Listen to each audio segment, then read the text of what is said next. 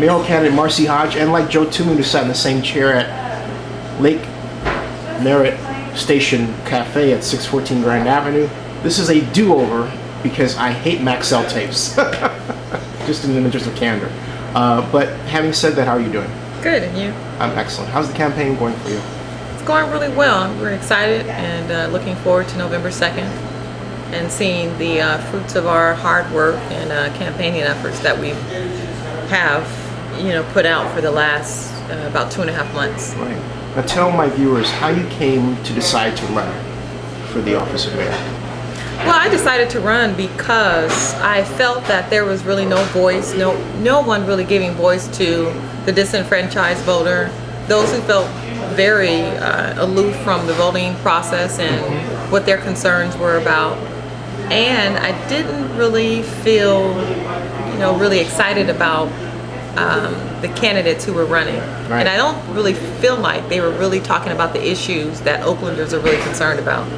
So that's why I decided to put my foot in the race. And your background for my viewers, you're Peralta Community College board for some time, right? Still are, really? Yeah, I'm finishing up my second term as Peralta Community College board member. And I've served on the Oakland Budget Advisory Committee. I've served on several committees in the city of Oakland as well. Budget advisory and as well as committees for the Peralta Community College District as well. And I want to get this out of the way right up front because there are some so-called journalists who basically have said, first of all, that you are a Peralta tool or plant. You want to respond to that? In other words, you're a plant of Don Peralta. Yeah, I think it's a real simplistic way of thinking about politics. I think I'm a little bit more complicated than that, and I really resent the fact that someone is trying to label me as a Peralta tool. Right. Let's be straight about it. Where did that come from? Was it who? Why? What? I have no idea. Where that little argument comes from. I've never worked with Don Peralta. I've not had an ongoing relationship with Don Peralta. So we really don't. So let me get this straight. Someone just came up with this thing out of the thin air, and it does happen. But yeah, that's what happened. Yeah. Yeah, that's exactly what happened. I guess people are trying to figure out, well, why is she running? Well, that's insulting. It's very insulting. I'm insulted and I'm not even running. And I think people really women ought to be insulted about it. Right. African Americans should be very insulted about it. Right. Folks, young people should be insulted about it because what they're saying is that if you're young, if you don't fit into this quote, political kind of mold, yeah, then why are you here?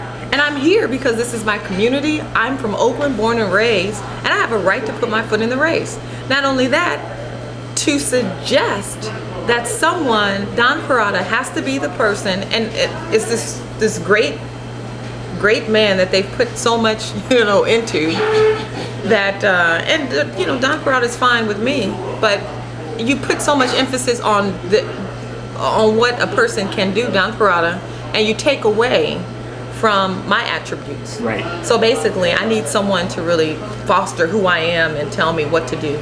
Look, I've gone to a community college. I've decided to go on to obtain a bachelor's degree.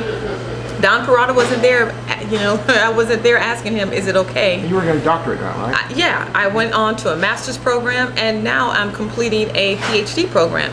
And I did that because I wanted to do it.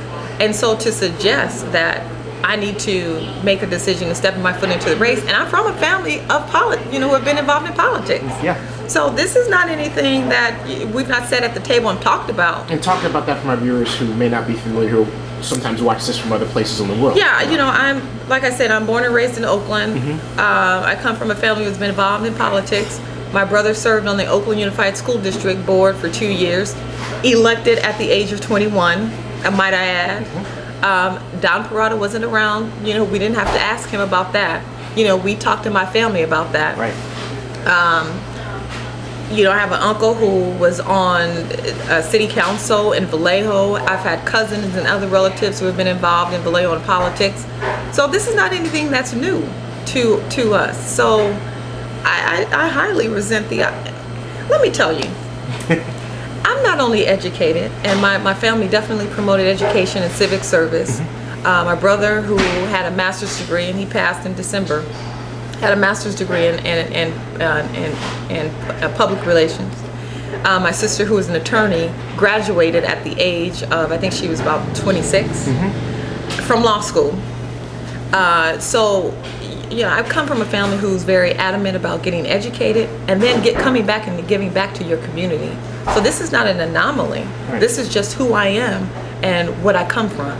Okay. Now, the other thing that the other person came up with was in job employment. Said you never worked or something like that. You want to clear that up? Look, I've worked, and for most folks, I've held 2 and 3 and 4 different jobs, because I believe in having several streams of income. It's just something that my family has always taught me. You have several streams of income.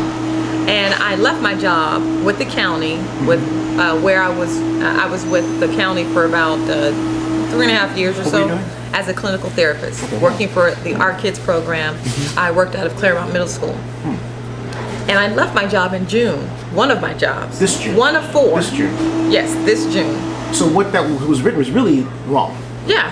Wow. I left the person that wrote it never, frankly speaking, Bob Gammon of the East Bay Express. Well, basically, he just wrote it out there. He didn't call you. He accused me. He called, but it was more Isn't that accusatory. slander? Is that like, I'm sorry, go ahead. You're a public figure, so I guess you're a target, but go ahead. Well, no, but it's not right to make No, up it isn't stories. right. Let's right. just have it fact based. This Right. is not yellow. I thought we were done with yellow journalism. That was early 1900s, but. But yeah, I left my job in June so that I could study during the summer for my exams, for my PhD qualifying exams. Now, at the same time, I still was working as an online professor for 2 colleges, running the group home that I have, that my brother and I started together, and was on the Peralta board, as a board member, and also doing consulting work for other group homes. This is a mischaracterization that starts totally as a smear, obviously. Yeah, exactly. And not only that, if I wasn't working, there are many people who are unemployed for several different reasons. Right. I would stand and say that I'm very fiscally sound in my personal affairs and finances. And I think that I know how to save money for rainy days. So even if I didn't have a job, and I wasn't someone who believed in several incomes.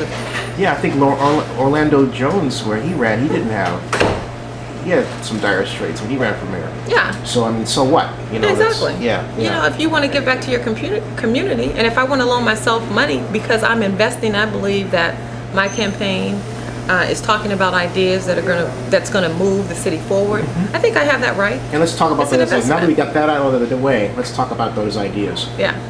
Tell my viewers where you stand. First of all, I'm going to get this out of the way. Where do you stand on the BB issue, Measure BB? For or against? I'm for it because I think that we definitely need our officers, and we need to try to amend some of those, some of the constraints for Measure Y. But at the same time, I think we really need to listen to what Chief Ward has been talking about, that even if it passes, that he would still have to lay off officers and shift those officers, those community officers, into positions where they actually focus more on city issues and not just, the community involvement. So it's still a juggle. Where do you stand on the issue of reducing the city's budget deficit? And it's a very open-ended question. Everybody has their ideas. What's your take on it? Well, we have to find ways in order to reduce the budget, while at the same time we really have to work on strengthening our tax base by bringing in more businesses that support essential services. So we really have to be very business minded when we're thinking about how we're going to move the city forward. And I'm also a proponent for not just budgeting for year to year. And it's time to get out of that phase. Right. We need to look at the way China does it. They look at a plan for 100, 200 years. In some cases, like Singapore, they're looking at 500 years of planning. And you're a frequent traveler to China, so I've got a lot of friends in China, Shanghai, Beijing. No, I can get myself around, when I'm there. Give us a little taste of it. Shay Shay. Which means? That means thank you. Okay. Survivalist Chinese, right? Yeah, I have my little, my book, and I get around pretty good. But yeah, China is definitely a model in which, they have some really great ideas, and I think that if cities really need to look at other cities and the way and what's working for them, so that you can apply it to your city and improve, the quality of life for your residents. And where do you stand on the issue of the A's, the Raiders, and the Warriors sports?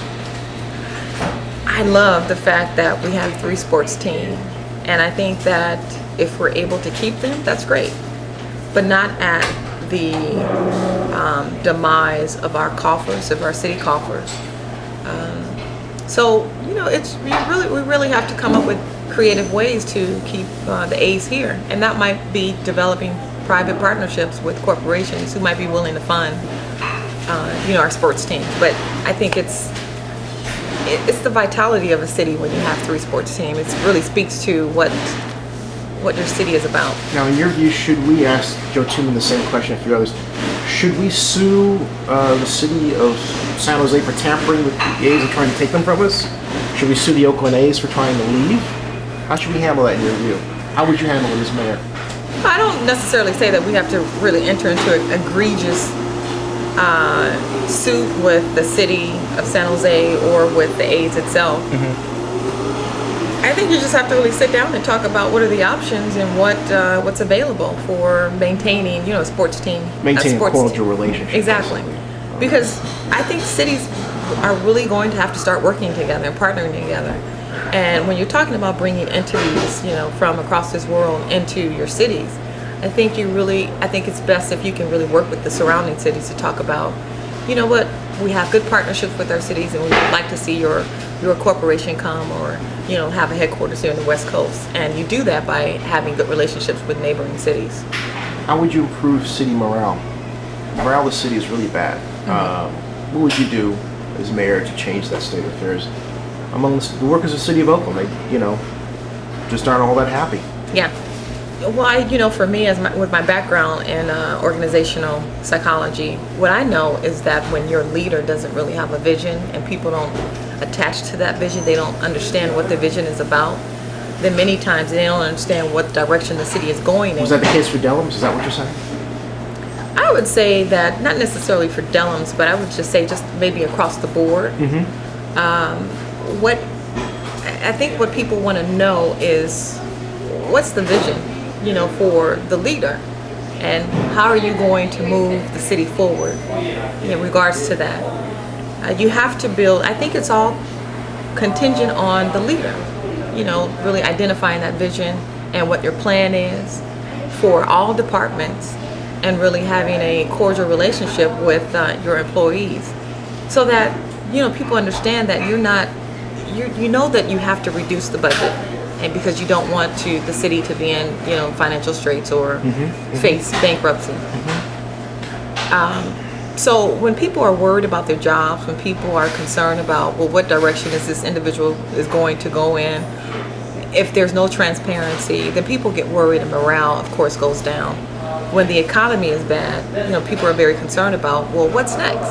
And see, what happens is people create these stories, like they've created about me. And it's like, well, where is it coming from? And I think you have to have a leader that's going to embrace everyone and let them know that transparency is important to me.